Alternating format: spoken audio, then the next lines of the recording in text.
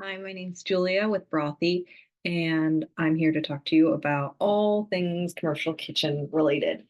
I think it's worth mentioning that I am a newcomer to the food industry, food and bev. Didn't work in a restaurant before, have actually never worked for any other food manufacturer, packager, or CPG brand. So when I started Brothy, needless to say, I was pretty overwhelmed. Um, and I think, like the very first thing is you've got to find a kitchen because at the end of the day, uh, unless you want to install a second sink in your house specifically for washing or like generally, you know, do pretty major construction in the place you live, you'll probably want to find your own commercial kitchen, like rent one. Um, and there are a lot of them that you can rent space with. And like this is where you could get a little bit creative and tap into your networks. Um, I was really lucky, and I could share kind of my path before elaborating on any of the myriad other alternatives to finding a space.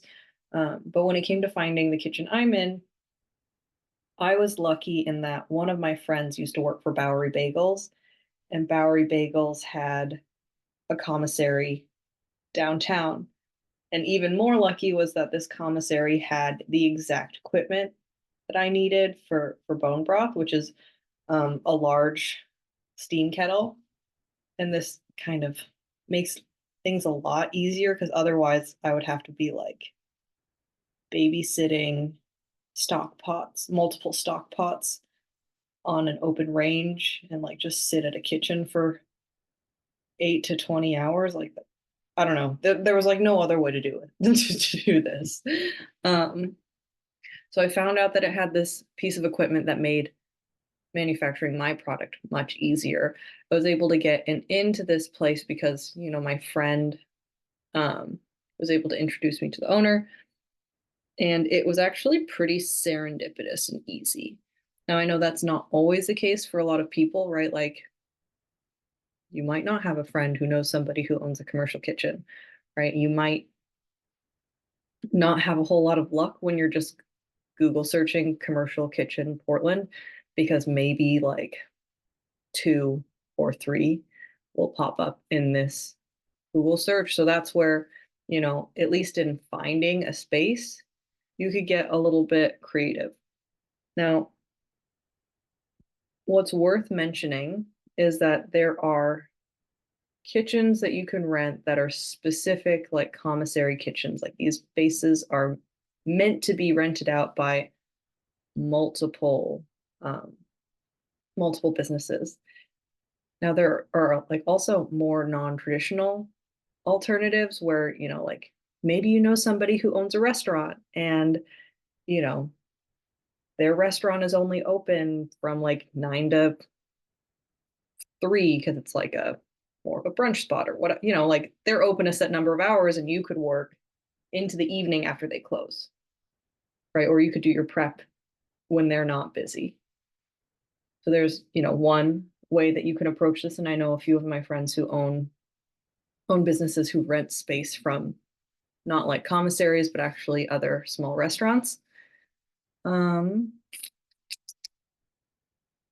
yeah, and I think again, if you don't know or have a friend who owns a restaurant, another way to do this is just like go to a farmer's market, walk around, ask people what kitchens they use, and see if they have maybe any extra space or like who's the manager, how can I get in touch with them, once you've made that kind of connection with some sort of kitchen, knowing that again, you're not going to retrofit your house or build a space that could then get certified by the ODA.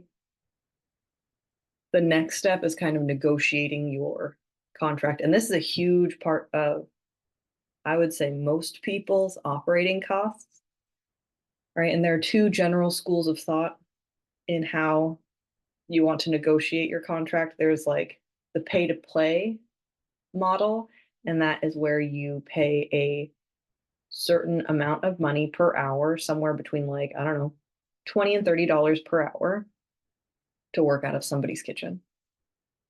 And then there's the second model, which is more kind of contingent on a set lease, right? So maybe you negotiate a certain number of hours per week, and then you come to an agreement that that's going to cost you $1,000 a month or $600 a month or 1,500, whatever. It ends up costing you like a lump sum for the entire month, and you've got a set amount of time and a set schedule. The last thing to consider when you're negotiating either of these things is how much storage you're going to need. And this is a big, big, big, big thing to consider. Because you might find a kitchen that's like game, game to add you to their roster, but maybe they don't have enough freezer storage for you, or they don't have enough fridge storage, or they don't have, maybe they don't have enough dry storage.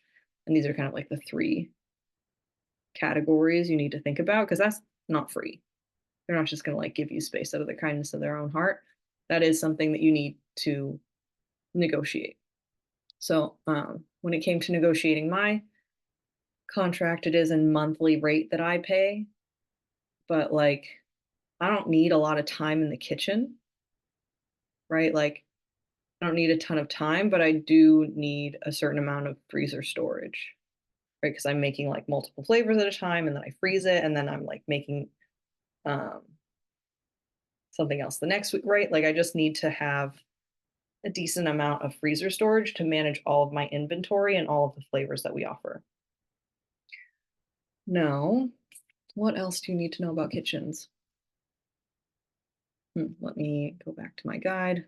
Working with others in the kitchen, finding kitchen equipment, tips for first timers, and getting production. Okay, so here's another wrinkle to consider is that a lot of these spaces are shared, right? And it's not always easy to share. So when it comes to working with others, especially if you are like me and you maybe did not have great kitchen etiquette, or like you just didn't go to culinary school or you haven't worked in a kitchen before, be really, really humble going into the experience. Like if you have any friends in the industry, ask them what the best etiquette is, do a little research, right? Like even things, if you've ever watched The Bear, right? Like if you're coming around a corner, say corner. If you're walking behind somebody, stay behind. Like there are like just these like little things where if you've never worked in a kitchen before, you really have no idea. And they're usually for safety, it's not just for fun. I think the most important probably piece of etiquette is just keeping the space nice, right? Like this is a shared space, other people need to use it.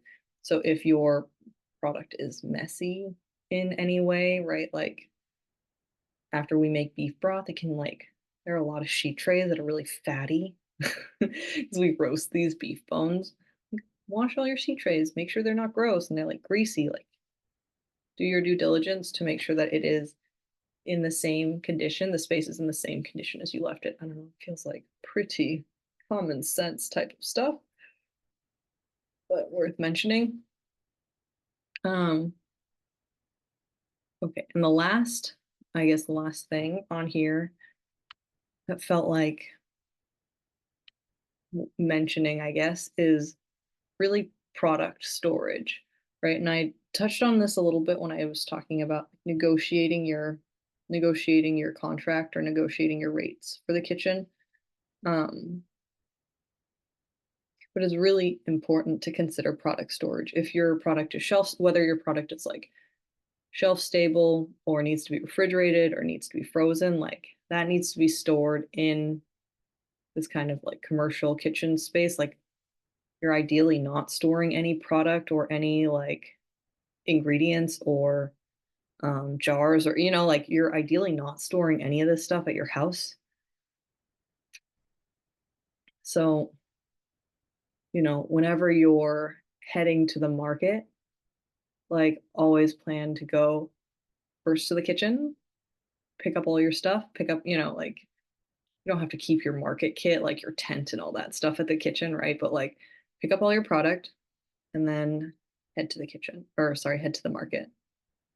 And I think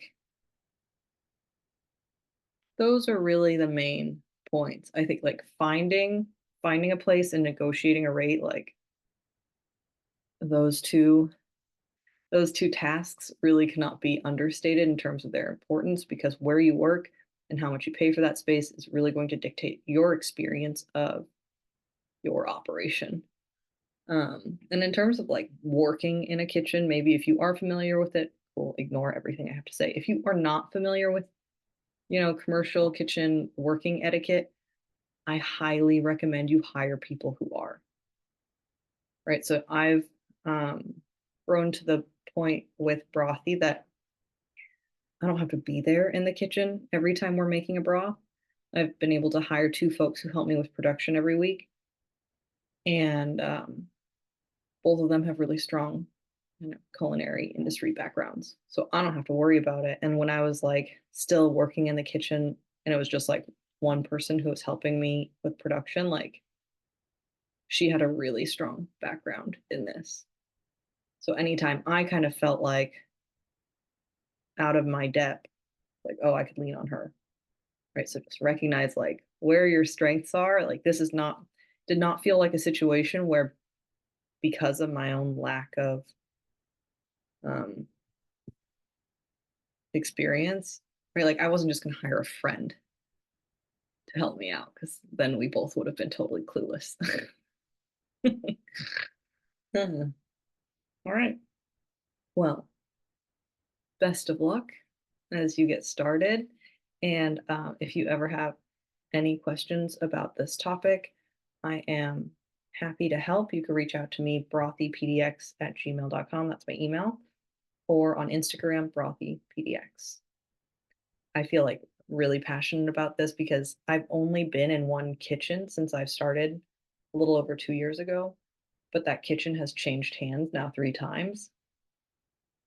So specifically as it comes to like renegotiating, renegotiating what you're paying and what you're getting out of your kitchen contract, um, would love to help folks with that.